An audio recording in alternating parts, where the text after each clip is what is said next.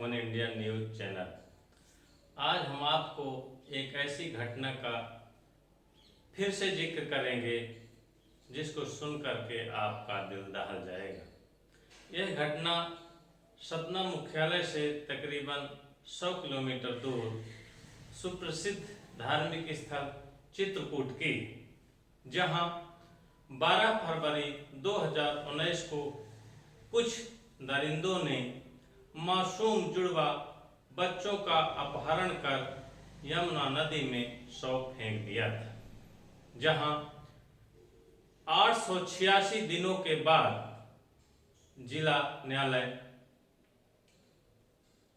Anti court Satna में प्रदीप कुमार कछवार विशेष न्यायाधीश के द्वारा 26 जुलाई 2021 को फैसला सुनाया गया, जहां 5 आरोपियों को 2 आजीवन कारावास की सजा सुनाई गई।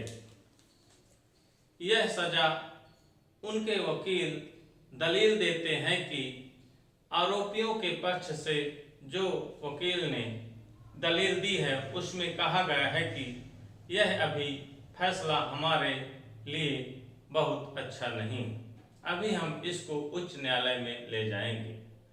तो आइए हम आपको कुछ पुराने स्मृतियों में ले जाते हैं और चलते हैं, देखते हैं कि उन मासूमों की कैसे किडनैपिंग, कैसे कट्टा अड़ाकर सदगुरु सेवा संघ जानकी कुंड चित्रकूट से यूकेजी में पढ़ने वाले इन मासूम जुड़वा चित्रकूट में हुए मासूम जुड़वा भाइयों के अपहरण हत्याकांड में फैसला 26 जुलाई 2021 को आ चुका।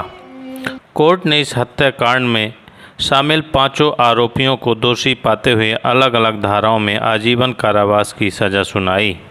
एक सज़ा पूरी होने पर दूसरी सज़ा शुरू होगी।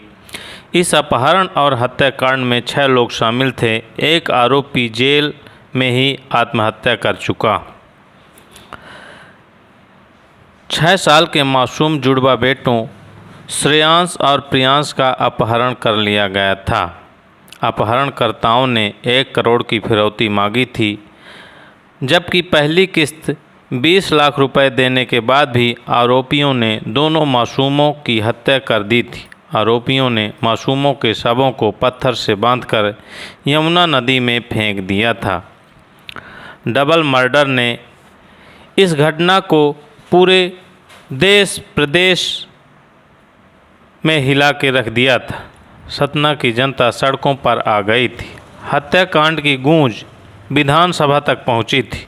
पुलिस ने घटना के मुख्य आरोपी राजू द्विवेदी और पद्मकांत शुक्ला समेत लकी तोमर, विक्रमजीत सिंह, पिंटा और रामकेश यादव को गिरफ्तार कर लिया गया था।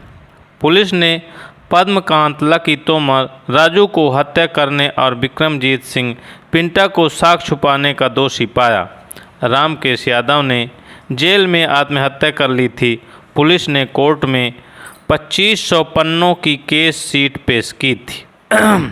सतना की अदालत ने अपने फैसले में इस हत्याकांड के 5 आरोपियों को दोषी पाया। पद्मकांत शुक्ला चित्रकूट, लक्की सिंह तोमर और राजू द्विवेदी को हत्या करने और विक्रमजीत सिंह जमुई बिहार और अपूर्व यादव उर्फ पिंटा को अपहरण और हत्या का साक्ष्य छुपाने का दोषी पाया गया। पद्मकांत शुक्ला, राजू द्विवेदी और लकी तोमर को अदालत ने धारा 302 और धारा 364A, 328 के तहत दोषी पाया। वहीं विक्रम और अपूर्व यादव को 120B और 364A, 328 के तहत दोषी पाया। अदालत का फैसला सुनने दोनों मृतक मासूमों श्रेयांश और प्रियांश के पिता ब्रजेश रावत भी अदालत जिला मुख्यालय में मौजूद थे। अदालत का फैसला आते ही वो फपक कर रो पड़े। परिवार इन दरिंदों को फांसी की सज़ा देने की मांग कर रहा था। फैसला सुनने के बाद पिता ने कहा, मैं जब तक जीवित हूँ उच्च अदालत तक जाऊँगा। ये बच्चों की सुरक्षा का विषय है और जनता की भी सुरक्षा का विषय है। इस मामले को दलगत राजनीति से ऊपर रखा जाना चाहिए और इस पूरे घटनाक्रम में मैं प्रदेश की सरकार से और मुख्यमंत्री से भी ये आग्रह करूंगा कि अपनी नाकामी छुपाने के लिए इधर उधर की बातें नहीं करनी चाहिए। ये उचित नहीं है, ये शर्मनाक है। इस खेल को खत्म करें और प्रदेश को ठीक से संभाले और कानून व्यवस्था ठीक बनाए और मेरी बेटियों को भी सुरक्षित वापस लाने के सारे उपाय करें। आज जी का जो बयान आया है वो बहुत शर्मनाक है, उनको शर्म आनी चाहिए। जैसे आप वो झंडे की बात कर रहे हैं, वो किसी संगठन की बात कर रहे हैं, तो आईजी को रोका किसने था? ये उधर उधर की बातों से काम नहीं चलेगा। तो मैं इसलिए कह रहा हूं कि सरकार तय करे न्यायिक जांच या सीबीआई की जांच, ताकि सारे तथ्य और सामने आ सके। ये जो बातें कही जा रही कि इसका हाथ है उसका हाथ है, वो भी क्लियर हो जाए। जिनकी लापरवाही वो सामने आए, उनको भी दंडित किया जाए। आखिर एक परिवार तबाह और बर्बाद हुआ है, इसलिए मैं कह रहा हूँ। इसमें दो सरकार को क्या चेतावनी है? सबसे ज्यादा किसको फेल्यूर मानते हैं? देखिए, मध्य प्रदेश में इसको प्रदेश और पार्टी का मामला मत बनाइए, मैं नहीं चाहता कि बने। अपहरण यहाँ हुआ, रखे यहाँ गए, प्रकरण यहाँ दर्ज है, बाद में सीमा के पार ले जाए गए। अब इस फेल्यूर को स्वीकार करके अपराधियों को दंड और दोषियों के खिलाफ कार्रवाई होनी चाहिए। धन्यवाद। फरियादी के वकील रामरूप पटेल ने इस फैसले से संतुष्ट नहीं हैं। उन्होंने कहा कि मासूमों की जिंदगी लेने वालों के लिए यह सजा कम है और अभी हम उच्च न्यायालय जाएंगे जहां इनको फांसी की सजा होनी चाहिए। वहीं दोनों जुड़वा भाइयों के पिता ब्रजेश सिंह ने भी कहा है कि हम अपने बच्चों पर बराबर न्याय नहीं दिला सके। इनकी मौत की जो यह सजा इन्हें मिली है वह कम है। अभी हम हाई कोर्ट जाएंगे। वहीं आरोपी पक्ष से भी सुरेंद्र सिंह वकील ने भी कहा है कि यह फैसला अभी हमारे लिए संतुष्ट देयक नहीं है, अभी हम भी उच्च न्यायालय जाएंगे। आइए सुनते हैं इन सब के बयान। इनको धारा 302 फिर से बताइए। अरे पद्मकांत, लकी तोमर और राजू द्विवेदी, इनको हत्या और अपहरण दोनों में दोषी पाया गया है और विक्रम और पिंटा, इनको अपहरण और 120B का दोषी पाया गया है। अदालत ने सभी को दोषी पाया है। हम फरियादी के वकील हैं और अदालत से हमने निवेदन किया है कि इनको समाज के लिए घातक है और उनको मृत्युदंड दी जाए। तेज बोलिएगा सर, हाँ, थोड़ा लाउडली बोलिए। क्या हुआ? कोर्ट ने आज क्या फैसला सुनाया? आप जो है आरोपी पक्ष से वकील रहे हैं। माननीय न्यायालय ने अपराध को प्रमाणित पाया है और सज़ा के बिंदु पर उभय पक्ष को सुनने के बाद दोयम आजीवन कारावास की सज़ा से दंडित किया गया है।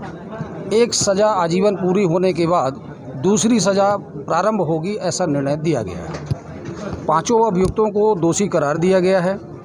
हम इस सज़ा से, इस आदेश और निर्णय से हम संतुष्ट नहीं हैं। इसकी अपील माननीय उच्च न्यायालय में करेंगे। चूँकि यह केस कोई विटनेस के आधार पर नहीं था, सर्कमस्टांशियल एविडेंस कलेक्ट किया था और ऐसी विटनेस लाई गई थी जो कि फैब्रिकेटेड की जा सकती है, गुंजाइश है फैब्रिकेशन की। हम इस निर्णय से कतई संतुष्ट नहीं है। इसकी अपील माननीय उच्च न्यायालय में। कैसी फैब्रिकेटेड कहते हैं? फैब्रिकेटेड है जैसे जो डॉक्यूमेंट्स कलेक्ट किए गए, जो इन मटेरियल डॉक्यूमेंट्स, कागजात जो तैयार किया गया, जो नक्शा बनाया गया, जो रिकवरी की गई, उनके सारे रिश्तेदार मेमोरेंडम और जब्ती के गवाह बना करके उनको प्लांट करके उनसे गवाही दिलाई गई। इन सब चीज़ों से हम लोग संतुष्ट नहीं है। पूरा बचाव जो है इसमें माननीय उच्च न्यायालय के समक्ष सारी बातों को रखेगा और न्याय अवश्य मिलेगा। ऐसा नहीं है कि न्याय नहीं मिलेगा। निर्णय जो है हम संतुष्ट नहीं है। चूँकि न्यायालय के निर्णय पर हम कोई आक्षेप नहीं कर रहे हैं, परंतु न्यायालय का निर्णय संतोषजनक नहीं है। आपका शुभ नाम? मेरा सुरेंद्र कुमार पांडे नाम है। फांसी की सज़ा तो रेयर से रेयरेस्ट केसों में या दोयम सज़ा से, जब डबल सज़ा आजीवन कारावास होती है तो फांसी की सज़ा से बड़ी सज़ा, फांसी तो मुक्त हो जाता है आदमी फांसी देने के बाद, लेकिन ये तो बहुत बड़ी सज़ा दे दिया है। इसके बावजूद भी हम इस आर्डर से संतुष्ट नहीं हैं।